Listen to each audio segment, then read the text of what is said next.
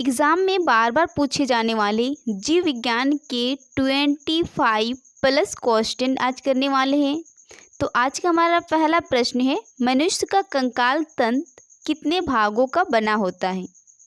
तो option B इसका right है, 2 भागों का बना होता है मनुष्य का कंकाल तंत्र।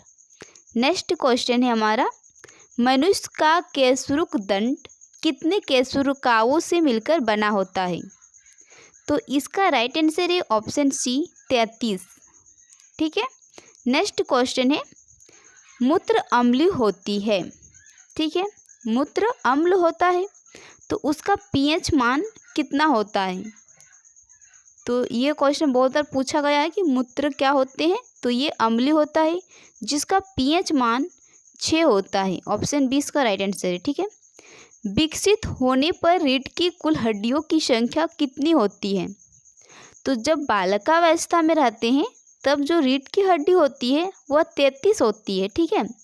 लेकिन जब वह विकसित हो जाते हैं, कोई भी वयस्क हो जाते हैं, तब उसके रीढ़ की हड्डी की संख्या हो जाती है ऑप्शन ए 26। तो बचपन में 33, विकसित होने पर 26। नेक्स्ट क्वेश्चन है, मनुष्य के शरीर के अंत कंकाल के भागों को खोपड़ी कहते हैं। इसमें कितनी अस्थियाएं होती है? तो खोपड़ी में हमारे 29 हड्डियां होते हैं, उसी को अस्थियां बोले जाते हैं। ठीक है। तो नेक्स्ट क्वेश्चन है, मनुष्य के शरीर की सर्वाधिक शक्तिशाली पेशी है। तो ऑप्शन सी राइट है, जबड़ा। जबड़ा जो है यह मनुष्य के शरीर की सर्वाधिक शक्तिशाली पेशी है। नेक्स्ट प्रश्न है, किस अम्ल के मांसपेशियों में जमा होने के कारण, मतलब कौन से अम्ल ऐसा है जो हमारे मांसपेशियों में जमा होने के कारण थकान महसूस होती है? तो इसका राइट आंसर है ऑप्शन ए लैक्टिक अम्ल। लैक्टिक अम्ल हमारे मांसपेशियों में जमा हो जाने के कारण हमें थकान महसूस होती है। नेक्स्ट है, मानव शरीर के निम्नलिखित अंग में से कॉर्निया का भाग है। तो इसका राइट आंसर है ऑप्शन डी आँख। आँख जो है यह कॉर्निया का भाग है। नेक्स्ट है, नेत्रदान में आँख का कौन सा भाग प्रयुक्त किया जाता है? तो जो पता ही आपको है, नेत्र को जो हम दान करते हैं तो पूरा अपना नेत्र को दान नहीं करते हैं, उसका एक भाग रहता है जिसे हम दान करते हैं। तो क्वेश्चन में उसी भाग के बारे में बात किया है। तो इसका राइट आंसर हो जाएगा आपका ऑप्शन नंबर बी कॉर्निया। तो कॉर्निया जो है इसी को हम दान करते हैं। ठीक है। तो नेक्स्ट प्रश्न है हमारा, नेत्र में प्रवेश करने वाले प्रकाश की मात्रा का नियंत्रण निम्न में से किस अंग द्वारा किया जाता है? तो इसका राइट आंसर है ऑप्शन डी आइरिस के द्वारा। ठीक है। नेक्स्ट है, आँख के किस भाग पर वस्तु का प्रतिबिंब बनता है? तो आँख के किस भाग पर वस्तु का प्रतिबिंब बनता है? ऑप्शन डी इसका राइट आंसर है रेटिना पर। ठीक है। नेक्स्ट क्वेश्चन है, मनुष्य में त्वचा किस स्थान पर सबसे अधिक मोटी होती है? तो मनुष्य में जो त्वचा होती है वह किस स्थान पर सबसे ज़्यादा मोटी होती है? तो इसका राइट आंसर है ऑप्शन ए तलवे पर सबसे मोटी होती है। ठीक है। नेक्स्ट क्वेश्चन है, मानव त्वचा का रंग देने वाला वर्णक है। तो इसका राइट आंसर हो जाएगा आपका ऑप्शन नंबर ए मेलानिन। ठीक है। नेक्स्ट है, त्वचा की ऊपरी सतह कहलाती है। तो ऑप्शन इसका ए राइट है एपिडर्मिस। एपिडर्मिस। ठीक है। नेक्स्ट क्वेश्चन है, मानव शरीर के कौन से अंग का प्रत्यारोपण नहीं किया जा सकता है? मतलब मानव शरीर का ऐसा कौन सा अंग है जिसका प्रत्यारोपण जो है ना बहुत कम किया जाता है, प्रत्यारोपण ना के बराबर किया जाता है? तो ऑप्शन डी इसका राइट आंसर होगा मस्तिष्क का प्रत्यारोपण उतना नहीं किया जाता है। ठीक है। नेक्स्ट है क्वेश्चन, निम्नलिखित में से कौन सा एक अवशेषी अंग नहीं है? तो इसका राइट आंसर है ऑप्शन नंबर ए डायफ्राम। डायफ्राम जो है यह अवशेषी अंग नहीं है। ठीक है। तो नेक्स्ट क्वेश्चन है, मानव शरीर में अनिवार्य एमिनो अम्ल की संख्या होती है? तो ऑप्शन 20 का राइट आंसर है 20। ठीक है, नेक्स्ट है मायोग्लोबिन में कौन सी धातु होती है? तो मायोग्लोबिन में ऑप्शन ए तांबा धातु होती है। मानव शरीर का सामान्य तापमान होता है, बहुत बार एग्जाम में क्वेश्चन पूछे गए हैं, तो इसका राइट आंसर होगा ऑप्शन बी 36.9 डिग्री सेल्सियस मानव शरीर का तापमान होता है। यहाँ पे 37 डिग्री सेल्सियस भी दे सकते हैं। ठीक है, तो यहाँ पे और एक क्वेश्चन है जो एग्ज़ाम में बहुत बार पूछे जा चुके हैं और पूछने की संभावना भी है। ठीक है, तो वो क्वेश्चन है, पूछे जाते हैं कि स्तनधारी वर्ग में रक्त का सबसे अधिक तापमान तो बकरी का होता है, तो बकरी का तापमान कितना होता है?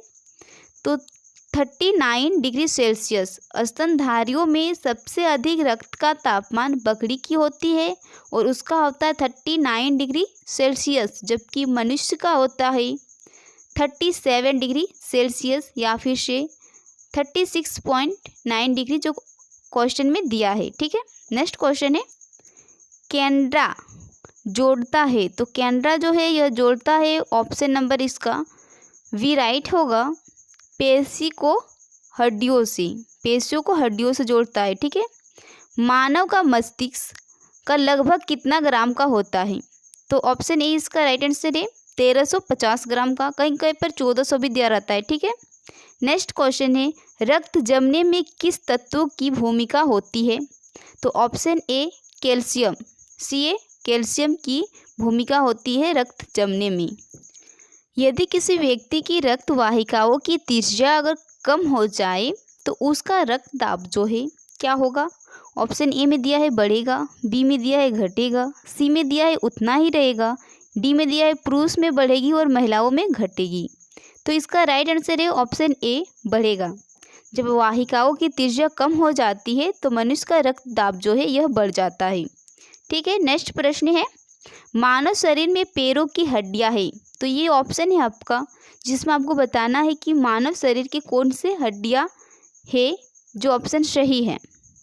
ठीक है, तो इसका राइट आंसर हो जाएगा आपको ऑप्शन नंबर बी फिबुला एवं टिबिया, ये दोनों ही जो हड्डियां है यह मनुष्य पैरों की हड्डियां है। ठीक है, नेक्स्ट क्वेश्चन है हमारा विटामिन ए की कमी से होने वाला रोग, तो इसका राइट आंसर है ऑप्शन नंबर ए रतौंधी। विटामिन ए की कमी से होने वाला रोग रतौंधी है। तो विटामिन ए का रासायनिक नाम क्या है? बहुत बार एग्जाम में पूछा गया है। तो विटामिन ए का रासायनिक नाम है रेटिनॉल, और विटामिन जो है यह वसा में घुलनशील होते हैं। विटामिन ए वसा में घुलनशील होते हैं। नेक्स्ट क्वेश्चन है विटामिन बी की कमी से होने वाला रोग, तो विटामिन बी की कमी से होने वाला रोग बेरीबेरी है। तो विटामिन बी का जो रासायनिक नाम है वह है थायमिन। तो थायमिन विटामिन बी का रासायनिक नाम है, और विटामिन बी जो है यह जल में घुलनशील होते हैं। ऐसे दो विटामिन है बी और सी जो जल में घुलनशील होते हैं, और भी विटामिन जो है जैसे कि ए डी ई के ये सब वसा में घुलनशील होते हैं। तो आपको हमने बताए कि विटामिन ए जो है यह वसा में घुलनशील होती है, और ये जो विटामिन बी है तो ये विटामिन बी जल में घुलनशील होती है। तो नेक्स्ट प्रश्न की ओर देख लेते हैं हम। तो नेक्स्ट प्रश्न है हमारा विटामिन सी की कमी से होने वाला रोग कौन सा है? ठीक है, तो इसका राइट आंसर हो जाएगा आपका ऑप्शन नंबर ए अस्कर्बी। अस्कर्बी जो है यह विटामिन सी की कमी से होने वाला रोग है। और एक रोग है विटामिन सी की कमी से मसूड़ों का फूलना। ठीक है, मसूड़े जो होते हैं हमारा वहाँ फूल जाते हैं, वह सी की कमी से ही होती है। ठीक है, तो विटामिन सी जो है आपको हमने बताई कि बी और सी दोनों जो है यह जल में घुलनशील होती है। तो आपको याद रखनी है क्योंकि एग्जाम में बहुत बार पूछे जाते हैं। तो नेक्स्ट प्रश्न है हमारा विटामिन डी की कमी से होने वाला रोग। तो विटामिन डी की कमी से होने वाला रोग, ये सारे प्रश्न आपको याद रखनी है। ठीक है, तो डी की कमी से होने वाला रोग ये इसका राइट आंसर हो जाएगा आपका ऑप्शन नंबर ए रिकेट्स। और ये जो रिकेट्स है ये बच्चे में ये रोग होती है ज़्यादा, और ये जो रिकेट्स है डी, तो डी का रासायनिक नाम हो जाएगा आपका कैल्सीफेरॉल, और डी जो है यह वसा में घुलनशील होती है। तो नेक्स्ट क्वेश्चन है हमारा, विटामिन ए की कमी से होने वाला रोग। तो विटामिन ई जो है इसका रासायनिक नाम है टोकोफेरोल और इसकी कमी से होने वाला रोग ऑप्शन नंबर डी जनन शक्ति का कम होना। ठीक है, और डी ई जो है ये वसा में घुलनशील होती है। तो ई के बारे में आपको सारा कुछ डिटेल्स में समझ आ गई होंगी। ई की कमी से होने वाला रोग जनन शक्ति का कम होना। ठीक है, नेक्स्ट क्वेश्चन है, विटामिन के की कमी से होने वाला रोग। तो विटामिन के जो है इसका रासायनिक नाम है फिलोक्विनोन और इसकी कमी से होने वाला रोग ऑप्शन ए रक्त का थक्का न बनना।